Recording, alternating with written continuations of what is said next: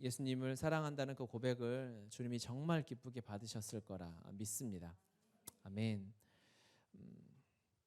스데반의 설교 이제 맨 마지막 53절까지가 이제 스데반의 설교입니다. 우리 스데반이 설교를 얼마나 잘했는지 우리가 7번에 걸쳐서 스데반의 설교 이렇게 구약의 큰 흐름을 이렇게 보게 되는데요.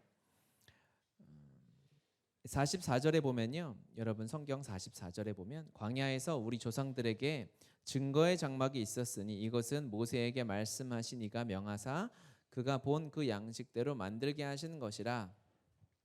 하나님이 이스라엘 백성에게 성막, 장막을 허락하셨잖아요. 그렇죠?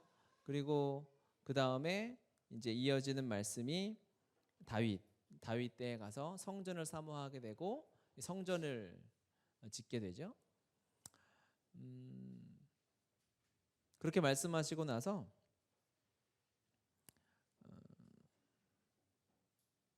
49절에 주께서 이르시되 하늘은 나의 보좌여 땅은 나의 발등상이니 너희가 나를 위하여 무슨 집을 짓겠으며 나의 안식할 처소가 어디냐. 이게 좀 어이없는 상황인 거죠. 성막을 하나님이 허락하셨잖아요. 성전도 주님이 너무 기뻐하셨어요. 그런데 성막과 성전을 허락하시고 나서 너희들이 나를 위해서 집을 지은들 내가 거기 있겠느냐라고 이렇게 약간 면박 주는 듯한 그러한 분위기의 메시지인 거예요. 하나님이 성막과 성전을 되게 싫어하셨으면 모르겠어요. 그런데 성막이 지어질 때 하나님의 기쁨, 하나님이 성막에 임한 임재가 엄청났잖아요. 성막에 함부로 들어갈 수도 없었고요. 언약궤를 성막 안에 지성소에 언약궤가 있었잖아요. 그 언약궤를 함부로 만지지도 못하고 하나님이 언약궤와 성막을 얼마나 중요하게 생각하셨는지 출애굽기 3장에 걸쳐서 성막을 어떻게 만들고 그 앞에 마당과 뜰과 불은 어떻게 관리해야 되는지까지 너무너무 구체적으로 말씀하셨어요. 되게 중요한 거였죠. 이스라엘 백성들이 그 하나님이 출애굽기에 주신 율법의 말씀을 따라서 성막을 그대로 지었어요. 그리고 그것을 가지고 광야를 지나서 가나안 정복을 하고 다윗 때까지 그 지성소와 하나님의 언약궤를 잘 보존해 온 거죠. 하나님이 그곳에 함께 하셨죠. 함께 하셨습니다. 하나님이 성막에 지성소에 함께 하시고 하나님이 그걸 기뻐하셨어요. 그리고 이제 그것이 성전으로 왔지 않습니까? 성전이 지어질 때의 모습 또한 굉장히 놀라운 모습들이 많이 있죠. 성전이 지어질 때는 다윗으로 준비하게 하시고, 그렇죠? 또 솔로몬이 그 엄청난 제사와 정성을 들여서 하나님의 말씀을 따라서 성전을 지었어요. 그럼에도 불구하고 하나님이 지금 이렇게 말씀하시는 거예요. 야, 내가 여기가 이사야서 말씀이지 않습니까? 여호와께서 이와 같이 말씀하시되 하늘은 나의 보좌요 땅은 나의 발판이니 너희가 나를 위하여 무슨 집을 지으랴? 내가 안식할 처소가 어디랴라고 이사야서에 말씀하시는 것을 그대로 인용해서 이제 스데반이 설교하는 거예요. 그러니까 스데반은 성경을 잘 알고 있었던 사람이었겠죠. 이 우리가 읽은 지금 49절 말씀을 세 번역으로 읽어드리면 주님께서 말씀하신다. 하늘은 나의 보좌요 땅은 나의 발판이다. 너희가 나를 위하여 어떤 집을 지어주겠으며 내가 쉴 만한 곳이 어디냐. 하나님이 허락하시고 하나님의 임재가 있었던 것이 확실함에도 불구하고 주님 이렇게 지금 말씀하신 이유가 있겠죠. 왜 보이는 곳을 허락하셨을까? 눈에 보이는 이 성막과 성전을 왜 허락하셨는지를 우리가 좀 생각해 봐야 되는 거예요. 성막과 성전을 통해서 볼 수 있는 것은 하나님의 영광이고 그분의 크심이지 않습니까? 어떻게 하나님의 하나님 되심이 드러나겠어요? 이 땅에 보이는 것을 우리에게 가르쳐 주시겠죠. 제가 아름다운 사진을 하나 가져왔는데 이게 잘 안 보이시면 저기를 보세요. 저긴 잘 보여요. 이 호수에 비친 달이잖아요. 저 구글에 검색하니까 저렇게 예쁘게 나오더라고요. 저 호수에 비친 달의 모양이 너무 아름답지 않습니까? 그런데 저 진짜 달이 없으면 호수에 비친 저 아름다운 그림은 존재할 수 없는 거예요. 하나님은요, 놀라우신 분입니다. 천국은 너무너무 놀라운 곳이죠. 그 천국을 우리에게 이해하기 쉽게 가르쳐 주시고 보여주시기 위해서 에덴을 허락하신 거예요. 천국이 있다면 거기에 비추어진 모습이 에덴 동산인 거죠. 천국, 완전한 천국은 아니지만 천국을 우리가 들여다보고 알 수 있도록 에덴 동산을 허락하셨어요. 에덴에서 죄를 지으니까 천국에 거할 수 없는 거죠. 천국엔 티끌만한 죄도 들어갈 수가 없으니까 아담과 하와가 에덴에서 나가야 했습니다. 성막과 성전은 하나님이 임재의 상징이고, 하나님 정말 대단하신 분이구나.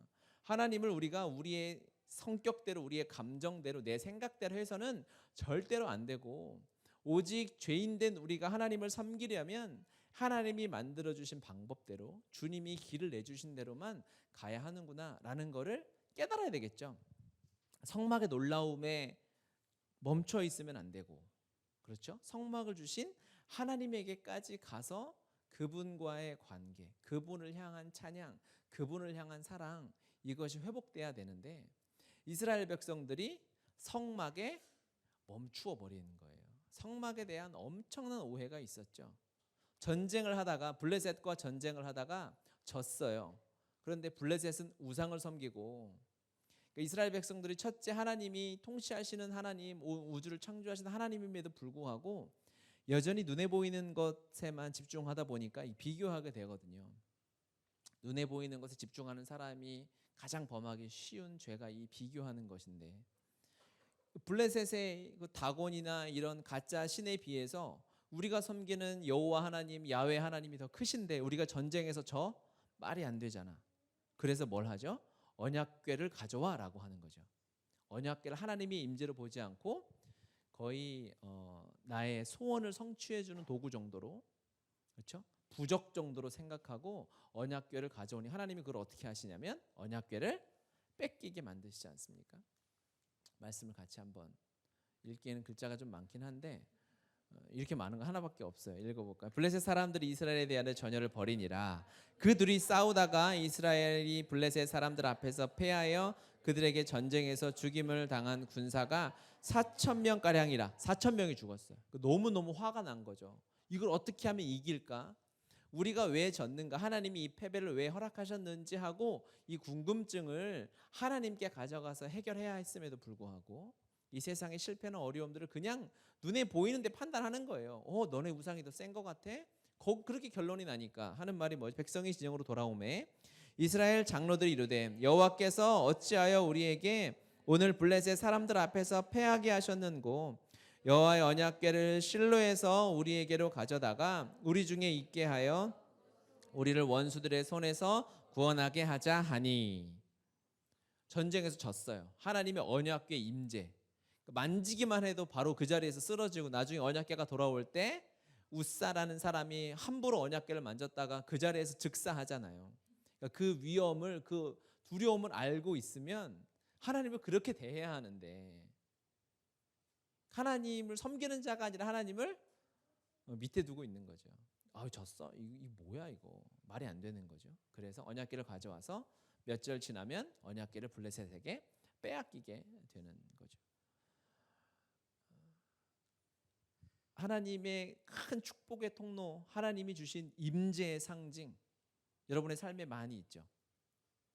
그것들을 가지고 우리가 거기에만 시선이 머무르게 되면 이스라엘 백성같이, 성전에 대한 이야기도 잠깐 보면요, 역대하 7장 1절 2절 솔로몬이 기도를 마침에 분이 하늘에서부터 내려와서 제물들을, 여호와의 영광이 그 성전에 가득하니 여호와의 영광이 여호와의 전에 가득함으로 제사장들이 여호와의 전으로 능히 들어가지 못하고. 아멘. 하나님이 임재가 얼마나 강력했는지 여호와의 전 안으로, 성전 안으로 들어갈 수조차 없는 그런 하나님이 임재가 있었고, 또 1절에 보니까 불이 하늘에서 내려와서 번제물과 제물들을 살았다 이렇게 되어 있습니다. 역대하 조금 밑에 내려가면 제물을 얼마나 드렸는지 나오죠. 소 22,000마리, 양 12만 마리. 얼마나 많습니까? 아마 이 양 12만 마리를 어떻게 했을까요? 궁금하기는 해요. 그렇죠? 재현 한번 어떻게 모르겠는데 그걸 눈으로 보면 영광이 얼마나 대단하겠습니까? 양 한 마리만 여기서 불이 임해서 양이 태워져서 하나님이 받으셔도 우리가 평생 잊지 못할 텐데 하나님이 이 성전을 얼마나 기뻐하셨는지. 그러니까 하나님의 임재는 정확히 하나님이 주신 것 확실해요. 부인할 수 없어요. 하나님이 기뻐하시고 하나님의 사랑이 성전에 가득했던 것 정확합니다. 이방의 우상들이 흉내낼 수 없는 거예요. 그런데 예수님이 오셔서 뭐라고 하시죠? 성전을 보시고 안타까워하시는 거예요. 성전에 대한 오해가 쌓여서 하나님이 여기에 함께 하시는 하나님은 성전에만 계신 하나님. 그러니까 이중적인 사람이 되는 거죠. 율법을 철저히 지키되 율법을 오해해서 내 마음대로 율법을 해석해서 유대인들이 성전의 율법은 그대로 지키는 것처럼 행위는 나타나지만 마음은 이미 썩어가는 회칠한 무덤 같은 상황이 예수님 시기에 나타난 거예요. 그래서 예수님 뭐라고 말씀하시냐면 예수께서 대답하여 이르시되 너희가 이 성전을 헐라 내가 사흘 동안에 일으키리라. 성전이 하나님이 임재의 상징으로 통로로 하나님까지 오는 길로 주셨음에도 불구하고 거기에 머물러서 이걸 우상처럼 섬기니까 주님이 이게 아니라 진짜 성전이 무엇을 나타내느냐, 예수 그리스도 몸된 성전이신 당신을 나타내는 거잖아요. 그렇죠. 거기까지 나아오도록 주님이 말씀하시는 거예요.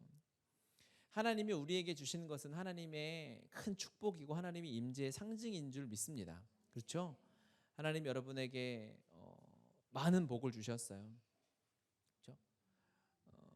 여기 자녀들을 하나님이 선물로 주셨습니다. 그럼 자녀를 통해서 하나님이 주신 복 너무 고맙고 감사하면 자녀를 주신 하나님에게까지 가서 그 감사가 가고 해야 되는데 그냥 시선이 여기 머물러 있으면 빠지는 거죠. 그 폐해를 우리나라가 많이 보고 있죠. 자식 교육에 자식열에 하나 둘만 낳아서 거기에 올인돼서 살아가는 부모들이 얼마나 잘못된 길로 가고 있는지 우리가 보고 있는 거예요. 하나님이 재정에 직장에 복을 주셨어요. 그러면 하나님이 주시는 거잖아요. 그렇죠? 그러면 하나님이 나에게 이걸 왜 주셨을까? 하나님이 내 삶에 이것을 허락하신 이유, 그 하나님의 섭리, 하나님의 축복을 보고 하나님에게까지 가서 결국 기도하고 감사로 그것이 결론이 나야 되는 것인데 그렇게 되어지지 않으면 그 함정에 빠지는 거예요. 하나님 그걸 허물어뜨리시는 거죠. 거기에 머무를 이유가 전혀 없는 거예요. 우리는. 그런데 세상에 많은 사람들이 하나님께서 눈에 보이는 복들을 통해서 하나님을 드러내기 원하시 우리에게 그런 방법을 주시잖아요.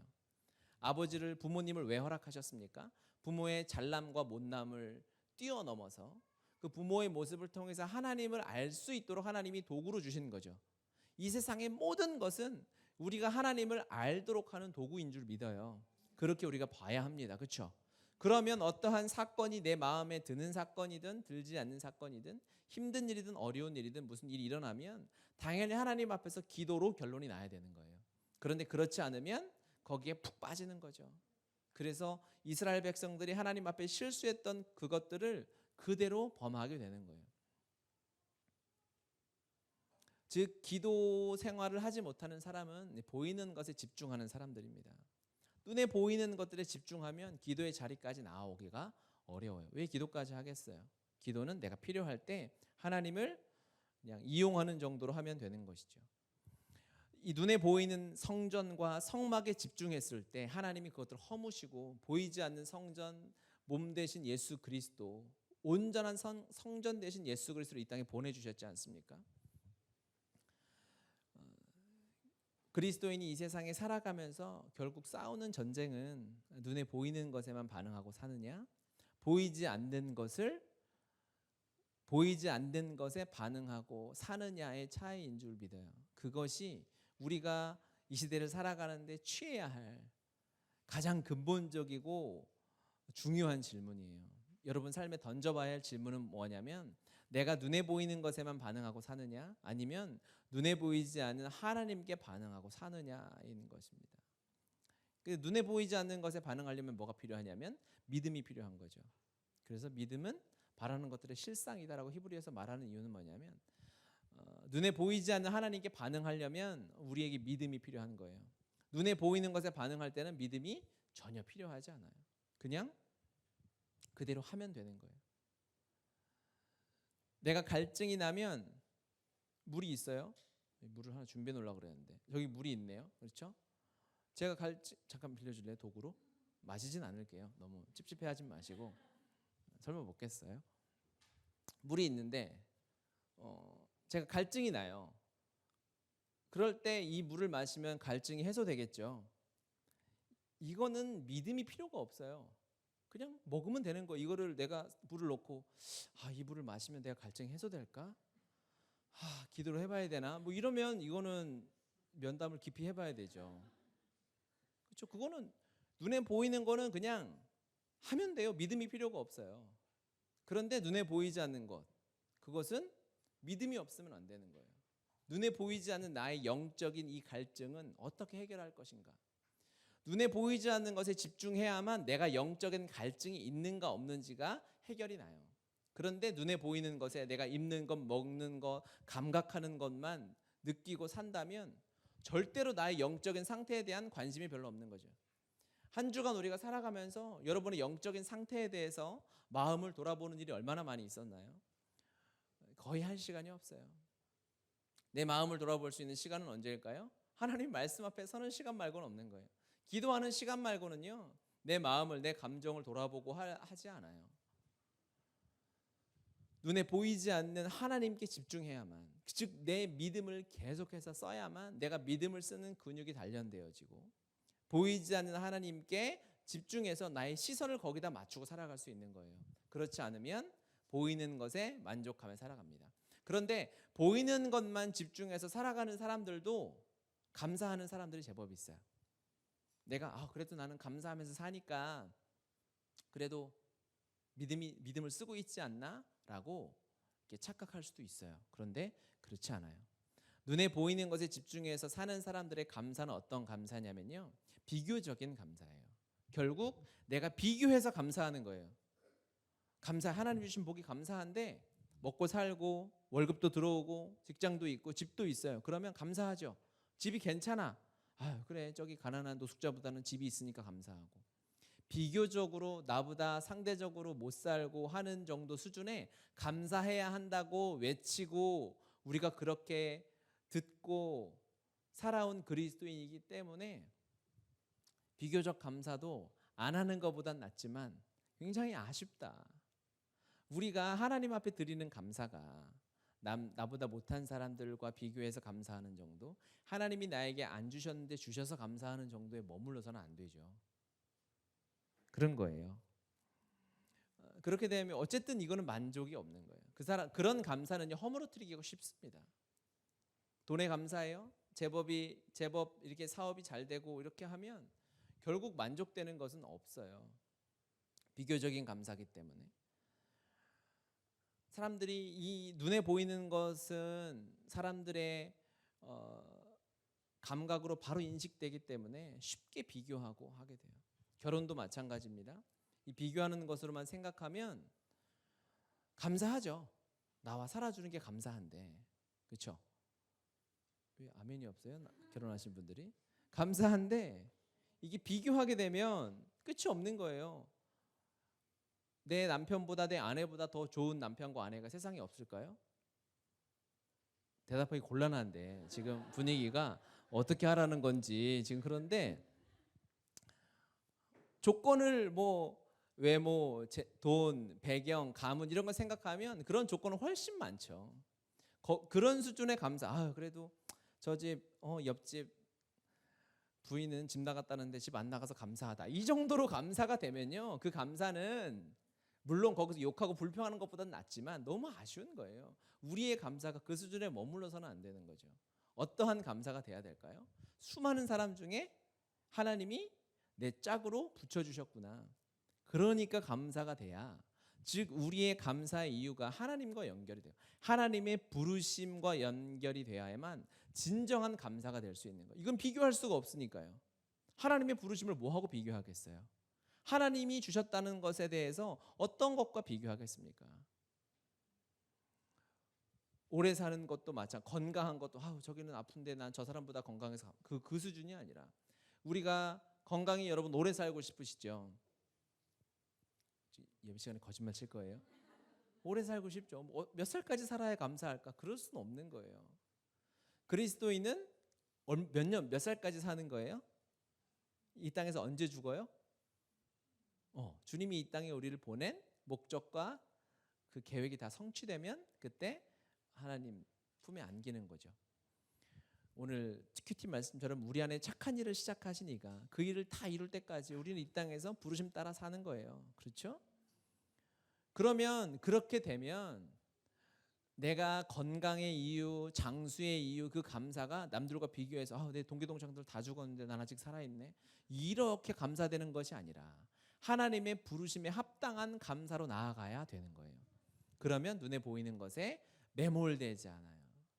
성막과 성전을 주님이 왜 나중에 너희들 왜 그것만 섬기고 있느냐, 하늘이 땅이 내 발판이 돼서 하나님이 지금까지 이렇게 이스라엘 백성들을 인도해 주셨는데 거기에 머물러 있으니까 이스라엘 백성들이 그 함정에 빠져서 비교하는 짓을 계속한 거예요.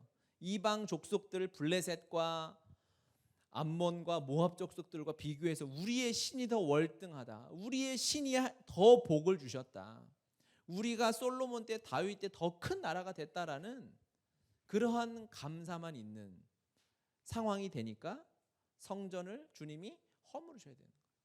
성전이 하나님이 주신 귀한 도구임에도 불구하고, 그렇죠?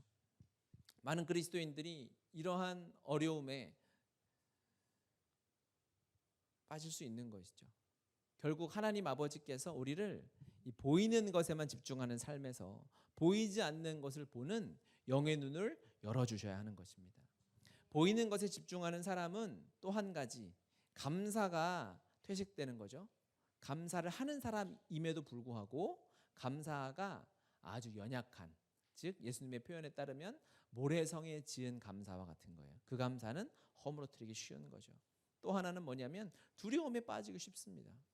눈에 보이는 것에 반응을 잘하는 사람은 금방 두려워해져요. 연예인들 이렇게 막 예전에 정확히 기억은 안 나, 많이 들었지만 막 이렇게 하다가 거울을 봤는데 어느 순간 내가 살이 찐 것 같아. 연예인이라는 직업은 눈에 보이는 것에 너무 반응하는 직업이잖아요. 그러니까 막 밥을 안 먹고 막 무슨 위장을 잘라내기도 하고 약을 먹고 이렇게 해서 몸을 혹사시키잖아요. 왜 그런 행동을 하겠습니까? 두려운 거예요. 너무너무 무서운 겁니다. 영의 눈이 열려서 보이지 않는 것에 반응하고 살아가면요, 두렵지 않아요. 그 정확한 예가 어디 있냐면 엘리사와 그의 종 게하시의 모습을 보면 그 모습이 잘 나옵니다. 열왕기하 6장에 이 얘기가 나오는데 이 장면은 뭐냐면 이제 아람 왕이 이스라엘을 이제 공격하려고 하는데 계획을 짭니다. 이쪽에 진을 세우고 저쪽에 부대를 이렇게 배치해서 하려고 하는데 진을 세우려고만 하면 거기 이스라엘 백성이 가 있는 거예요. 이쪽에 가려고 하니까 가 있는 거예요. 그러니까 아람 왕이 화가 난 거예요. 야, 전쟁을 해서 우리끼리 비밀 회의를 해가지고 이스라엘을 공격하려고 하는데 어떻게 이거 우리 안에 배신자가 있다는 게 결론이 난 거죠. 이쪽에 군대를 보내도 안 되고 저쪽에 비밀 부대를 보내도 안 되고 우리 안에 배신자가 있다는 게 내 결론이야 라고 아람 왕이 딱 결론을 내렸는데 그때 신하들이 얘기하는 거예요. 왕이시여, 당신이 침실에서 하는 얘기도 이스라엘 백성이 다 아는 이유가 있다. 그거는 엘리사라는 사람이 있는데 그게 하나님의 사람이라 우리가 침실에서 하는 얘기도 다 듣는다 라고 이제 그걸 얘기해 준 거예요. 그러니까 이 아람 왕이 이 엘리사만 처단하면 되겠구나 라고 해서 엘리사가 있는 도단성에 그냥 그날 밤에 군대 특공부대, 중무장한 특공부대를 보내서 도단성을 포위했어요. 포위하고 그의 종 게하시가 아침에 일어나가지고 이제 물을 뜨러 아침에 나가봤는데 성을 그냥 적군들이 그렇게 가득히 싸고 있는 거예요. 그래서 성경에 이 게하시, 이 종이 사환이 두려워하더라라고 표현되어져 있어요. 그러니까 엘리사가 그 종에게 하는 말이 이거예요. 대답하되 두려워하지 말라. 우리와 함께한 자가 그들과 함께한 자보다 많으니라 하고 기도하여 이르되 여호와여 원하건대 그의 눈을 열어서 보게 하옵소서 하니 여호와께서 그 청년의 눈을 여시매 그가 보니 불말과 불병거가 산에 가득하여 엘리사를 둘렀더라. 되게 단순한 차이였어요. 이 종은 보지 못했고요. 엘리사는 봤어요. 이 차이가 이 종은 너무너무 두려워 벌벌벌 떠는 상황이 되었고 엘리사는 두려워하지 않고 되게 여유가 있는 거죠. 여유 있게 삶을 살아가는 거예요. 두렵지 않은 거죠. 삶에 어떠한 일이 일어난다 하더라도 나를 지키시고 보호하시고 세상 사람들은 볼 수 없는 하나님의 섭리가 보이는 사람은요 두렵지 않아요. 담대한 거죠. 그렇죠? 두렵지 않고 담대하게 하나님의 일을 해 나갈 수 있는 것은 이 보이지 않는 것을 볼 수 있는 영적인 눈, 믿음의 눈이라는 것입니다. 기도하여 이르되 여호와여 원하건대 그의 눈을 열어서 보게 하시옵소서. 우리가 오늘 드려야 할 기도는 저 기도인 것 같아요. 주님, 나의 영의 눈을 열어서 하나님의 일하심을 보게 하여 주시옵소서. 이 땅에 역사하시는 하나님의 섭리는 가득하지 않습니까? 그렇죠? 언제 보일까요, 여러분? 여러분이 자주 봐요. 언제 보냐면 제가 이렇게 설교할 때 여러분이 보더라고요. 설교할 때 여러분 감사한 걸 생각해 보십시오. 이렇게 막 얘기하면은 여러분이 막 감사한 걸 생각해요. 그렇구나. 제가 여기서 거짓말 할 일은 없으니까. 그렇겠죠? 그러니까 그렇구나. 하나님의 진리의 말씀이 선포되니까 여러분이 영의 눈을 열어서 진정한 감사를 쳐다보고 하나님의 섭리를 쳐다보고 하나님의 역사하심을 바라보더라 이거예요. 우리가 영의 눈이 열리지 않은 이유가 무엇일까요? 우리의 삶에 생명의 진리의 말씀이 선포되는 일들이 그게 미세하다. 내 삶을 현미경으로 찾아봐야 말씀이 선포되는 시간을 찾을 수 있으니 어떻게 영의 눈이 열려요? 어떻게 기도하겠어요? 기도는 보이지 않는 하나님을 믿는 믿음만으로 기도할 수 있는데 그렇잖아요. 제가 웃으면서 여러분을 뭐라 한 걸 수도 있어요. 각자 들을 수 있는 사람은 들으시기 바랍니다. 영의 눈이 열려서 보이지 않는 게 보이면 삶의 방식이 이제 완전히 바뀌게 됩니다. 그 현미경이란 게 발견이 되고 나서 이 세균이 발견이 됐어요. 그 사람이 노벨상 받고 그랬다고 하는데 이 세균이라는 게 발견이 되고 나서 인간들의 삶의 패턴이나 흐름이 완전히 바뀌었죠. 그러한 지식들이 들어오고 나서 우리도 이제 밥 먹기 전에 손을 씻잖아요. 화장실 갔다 오고 나면 손을 씻고 하시죠?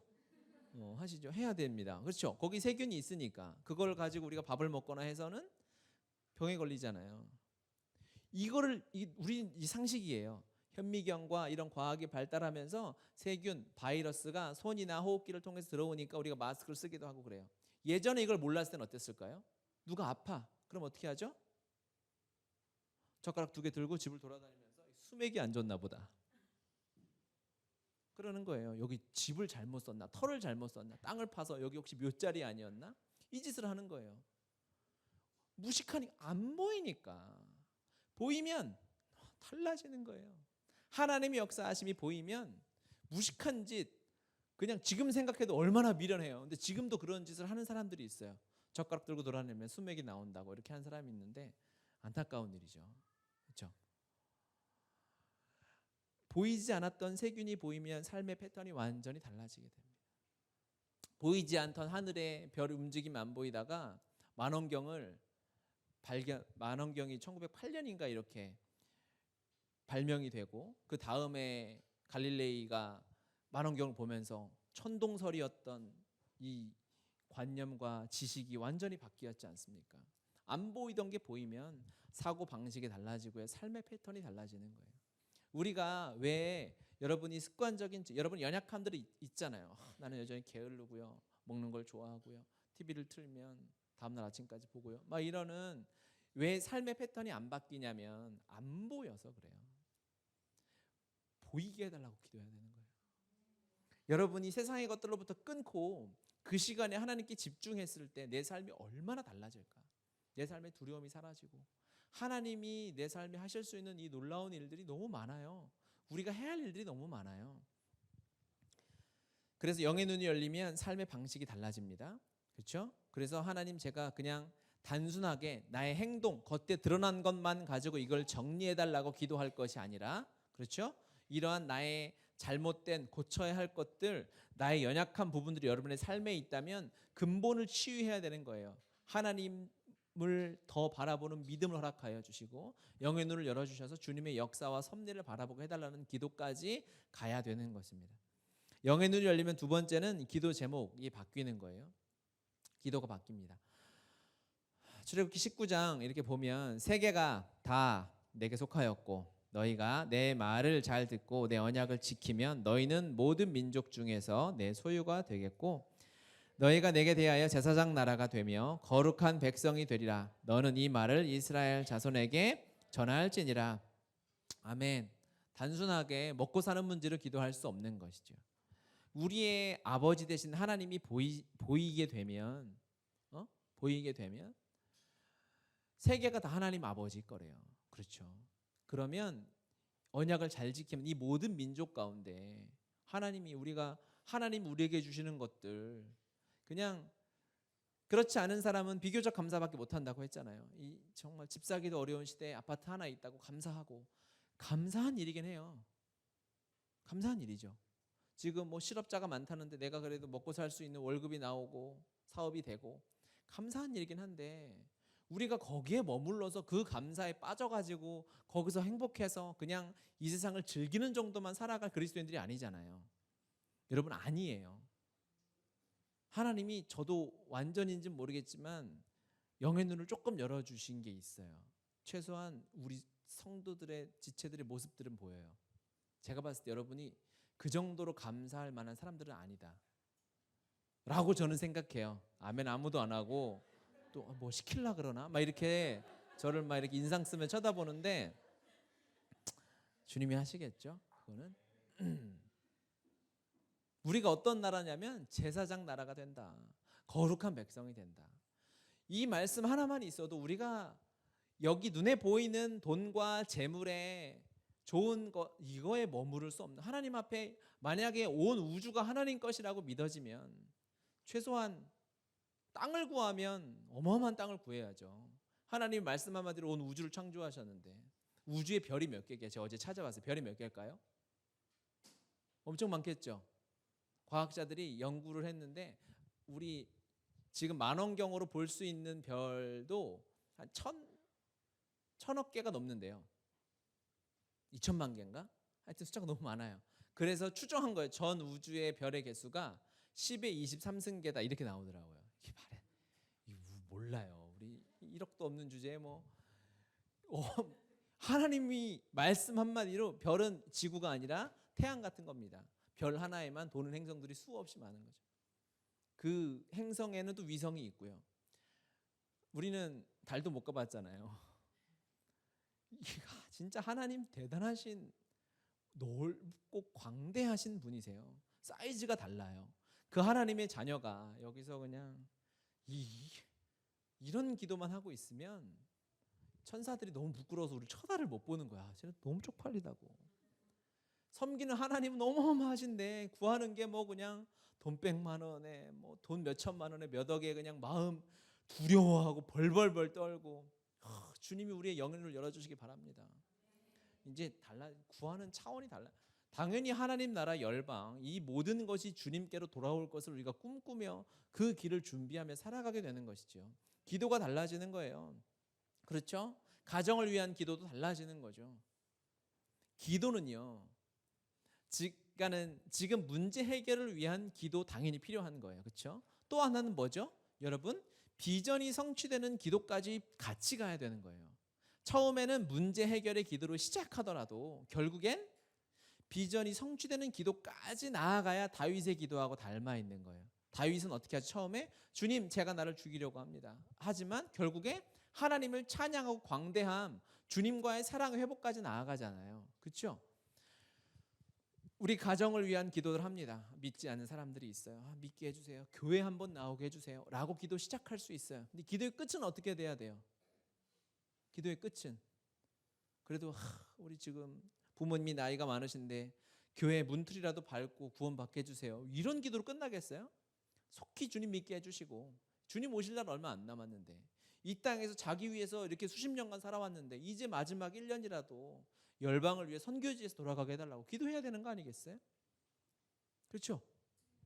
하나님을 평생 예배하다가 지금까지 자기 위해 살고 복음 한마디 못 전했는데 이제 예수님 빨리 영접하게 해주시고 복음 외치다가 주님 예배하다가 주님 나라, 하나님 이 땅에서 가장 하나님 사랑하는 자로 살게 해달라고, 우리의 가정을 위해, 믿지 않는 사람을 위해 기도해야 되는 것은 문제 해결을 가지고만 있어서는 안 돼요. 영의 눈이 열리면 그 사람을 보면 그렇게 보이는 거예요. 그렇죠? 그런 기도까지 나아가야 된다는 것입니다. 여러분의 순혼을 위한 기도 어떻게 하십니까? 제가 여러분들을 위해서 어떻게 기도하는지 말씀드려요. 다 나갈까 봐 제가 얘기를 못하게 하는데, 제가 여러분들 이름 부르면서 기도하잖아요. 오늘도 기도했어요. 하나님이 여러분을 보는 그 시선은 어마어마해요. 너무 소중한 거예요. 여러분이 그리스도의 이 복음의 능력으로 예수 그리스도로 회복되어서 살아갈 삶이 주님이 보시기에 막 감당이 안 되는 거예요. 하나님 마음이. 그래서 빨리 그걸 하고 싶으셔서 값을 치러야 되니까, 그 값이 아들 예수 그리스도인데 아깝지가 않은 거예요. 여러분들이 회복돼서 살 삶이 너무 찬란하고 영광스러워서 하나밖에 없는 아들을 그 대가로 주는데도 주님이 주저하지 않아요. 아까워하지 않아요. 주님이 꿈꾸시는 기도, 우리의 가정을 위한 기도. 아시아의 교회들이 너희에게 문안하고 아골라와 브리스가와 그 집에 있는 교회가, 그 집에 있는 그들의 가정은, 브리스길라와 아골라의 집은 교회였어요. 그렇죠? 여러분, 우리의 가정은 어떤 모습이길 여러분 꿈꾸고 계세요? 결혼하실 분들, 결혼해서 내가 어떤 가정이면 좋을까 꿈꾸십니까? 싸우지 않고 주일 성수 잘하고, 그거는 가정의 올바른 모습이 아니고, 제가 요즘에 계속 이제 가정 예배를 회복을 위해서 기도하면서 계속 나누잖아요. 우리의 가정은 사람들이 위로를 얻는 천국인 거예요. 주변에 사람들이, 믿지 않는 사람들이 회복될 수 있는, 사역자들을 섬기는 가정. 지금 하나님이 우리에게 그러라고 복을 주셨어요. 여러분에게 그러라고 재정을 주시고 복을 주시고 건강을 주시고 넓은 집을 주셨다고요. 그렇죠? 그러면 우리가 이 가정을 어떻게 하나님 앞에 이 가정의 모습이 나아가야 할까? 그냥 자식 잘 키워서 좋은 대학 보내고 좋은 직장 보내고 결혼시키는 정도, 그 정도, 그 문제 해결 수준의 기도에 머무르지 마시고 비전 성취의 기도까지 나아가시기 바랍니다. 우리의 가정을 위한 기도도 바뀌어야 됩니다. 내 삶, 내가 품고 있는 순원들, 영혼들을 위한 기도도 바뀌어야 됩니다. 믿지 않는 부모님, 친척들을 향한 기도도 바뀌어야 되겠죠. 그렇죠. 이게 빨리 기도가 하나님 성취해 주시고 응답, 시간이 없는 거예요.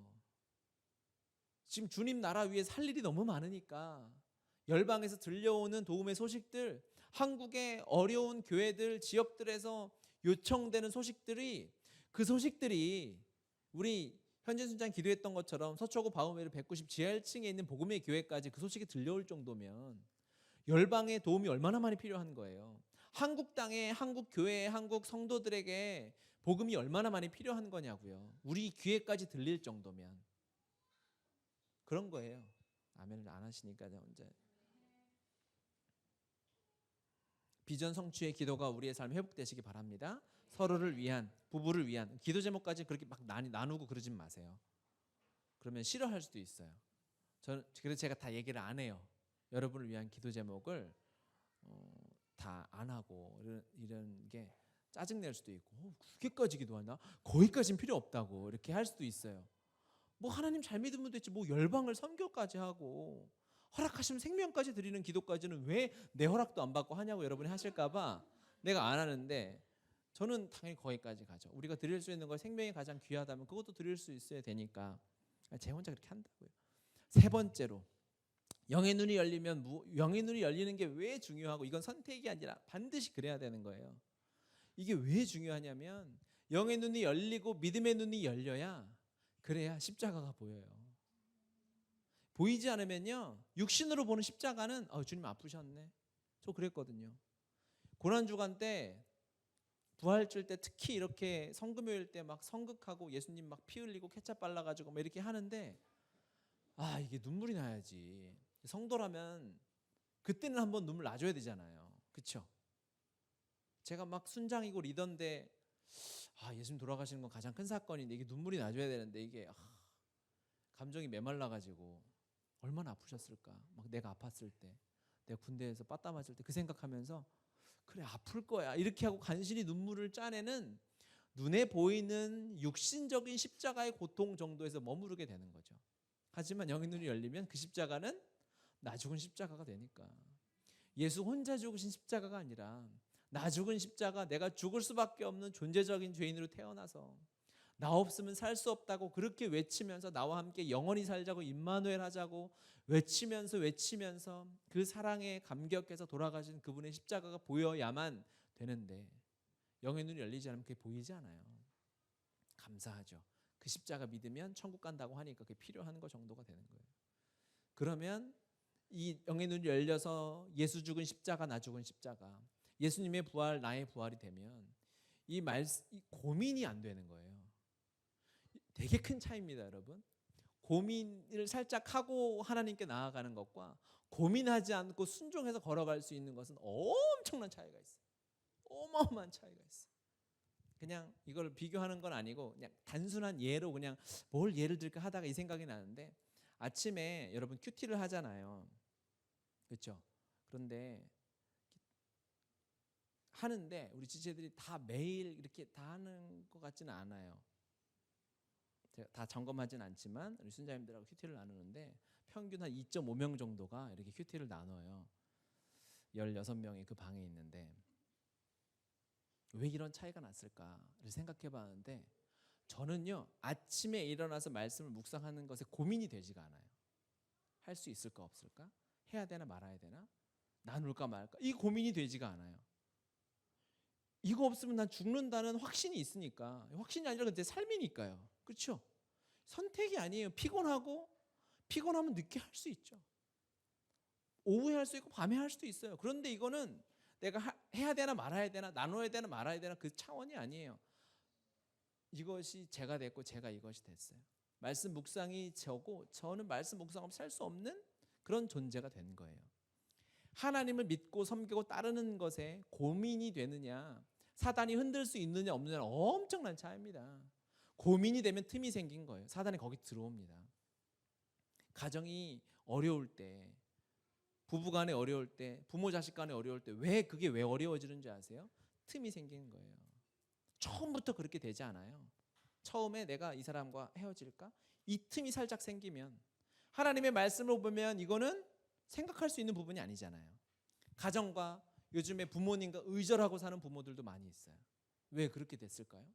성경에 보면 어딜 봐도 그럴 수 없어요. 그 생각을 할 수 없어요. 부모는 사랑하고 공경하고 존중하고 해야 하나님의 뜻이에요. 하나님이 그렇지 않은 자는 돌로 쳐 죽인다고 성경이 써요. 고민할 부분이 아니에요. 내가 섬기고 무릎 꿇고 맞춰드려야 될 것이 부모님 공경하는 거예요. 부모 자식 간의 관계 마찬가지. 교회 안에서의 모습, 우리가 섬기고 예배하고 하나님 앞에 드리는 물질, 신앙, 이 모든 행태를 하나님 말씀 앞에 점검했을 때 내가 고민하고 있다면 다시 한번 주님 앞에 돌아가서 말씀으로 점검해야죠. 주님 영의 눈을 열어주셔서 고민하지 않는 삶이 되게 해주십시오. 고민은 뭘 해야 되냐면 내가 어떻게 하면 더 헌신할까, 사랑할까. 오늘 묵상을 보니까 바울이 하나님이 증인일 만큼 내가 빌립보 성도들을 사랑했다고 하는데 왜 나는 그 정도까지 나아가지 못할까 하는 그러한 영적인 진보에 대한, 하나님을 향한 사랑에 대한, 갈망에 대한 고민이 우리 안에 있어야죠. 이거 선택이 아닙니다. 반드시 우리의 주께서 우리의 영의 눈을 열어주셔야 돼요. 그래야 십자가가 보여요. 그게 아니면 이제 오늘 이 얘기까지 안 했으면 스데반이 돌 안 맞을 수도 있는데 이 얘기를 해버렸어요. 52절 보면 51절부터 보겠습니다. 목이 곧고 마음과 귀에 할례를 받지 못한 사람들아, 너희도 너희 조상과 같이 항상 성령을 거스르는도다. 너희 조상들이 선지자들 중에 누구를 박해하지 아니하였느냐? 의인이 오시리라 예고한 자들을 그들이 죽였고 이제 너희는 그 의인을 잡아준 자여 살인한 자가 되나니 너희는 천사가 준 율법을 전한 율법을 받고도 지키지 아니하였도다 하니라. 율법을 어떻게 표현했냐면 천사가 줬다라고 할 정도로 하나님의 큰 축복이다. 하나님의 말씀이고 이 율법대로 살면 사는 것이고 율법을 어기면 죽는 것이고 하나님의 축복은 말씀대로 살아가는 길에만 있지 길을 벗어나면 없는 거라고 너무 놀라운 축복인데 이거를 거절했다고 왜 이스라엘 백성들이 이렇게까지 갔을까요? 눈에 보이는 것, 상대적인 축복과 감사 거기에 빠져서 그러니까 믿는 사람들에게도 이것이 적용돼야 되는 거예요. 나는 감사 많이 하는데 그 감사가 어디까지 가는 감사인가? 누구로부터 오는 감사인가? 우리가 점검해 봐야 되는 것이고 내가 기도하는데 여전히 문제 해결과 소원 성취의 기도만 가지고 있는가? 라고 생각한다면 주님 영의 눈을 열어주셔서 주님이 원하시는 기도의 자리까지 나아가는 기도 그렇죠? 그 기도는 어떤 기도일까요? 당연히 말씀으로부터 출발한 기도여야 되는 거예요. 말씀 기도인 거죠. 한 상황을 놓고 말씀 안에 들어오면 어떤 기도를 해야 될지 어디까지 가야 할지에 대한 기도의 답은 하나님의 말씀 안에만 있어요. 우리의 상상으로 되는 것이 아니라 주께서 주시는 말씀을 따라 의지하며 걸어갈 때 하나님이 그 기도를 온전히 받아주시는 것이죠. 우리의 열망이나 우리의 야망을 따라 기도하는 것이 아니라 기도가 소원 성취나 문제 해결에 머무르지 않고 하나님이 원하시는 이 비전의 성취, 하나님의 약속의 말씀의 성취에까지 가는 기도로 회복되려면 주께서 우리의 믿음의 눈을 열어주시고 영의 눈을 열어주셔서 하나님의 십자가를 바라보는 그 시선을 열어주시는 기도가 이 시간 드려지기 바랍니다. 우리 같이 기도합시다. 하나님 우리에게 큰 축복을 주셨어요. 그것은 하나님의 말씀입니다. 천사가 전하여 준 율법이라고 얘기할 만큼 놀라운 축복의 말씀인데 이것이 고민되지 않는 삶으로 이것을 고민해서 나아가지 않는 삶으로 하나님 앞에 나아가시기 바랍니다. 그리고 이 시간 주님 엘리사가 하나님 앞에 기도했던 것처럼 기도하여 이르되 여호와여 원하건대 그의 눈을 열어서 보게 하옵소서. 하나님 내 삶을 이끌어온 하나님의 큰 손을 하나님의 섭리를 보게 하여 주시옵소서. 내 삶을 여전히 하나님의 뜻대로 인도하시는 하나님의 그 부르심을 보게 하여 주시옵소서. 내가 눈에 보이는 것을 보고 있다면 눈에 보이지 않는 하나님은 볼 수가 없습니다. 눈을 감아야죠. 주님 눈에 보이는 이 세상의 물질에 대해서 눈을 감게 하여 주십시오. 이 세상의 성공에 대하여 눈을 감게 하여 주십시오. 눈을 감고 주님을 바라볼 때 믿음의 눈이 회복되게 도와주시고 영의 눈이 회복되어 하나님이 역사하시는 그 꿈, 그 비전까지 나아가는 자들 되게 하여 달라고 우리 주여 삼창하시고 함께 기도합시다.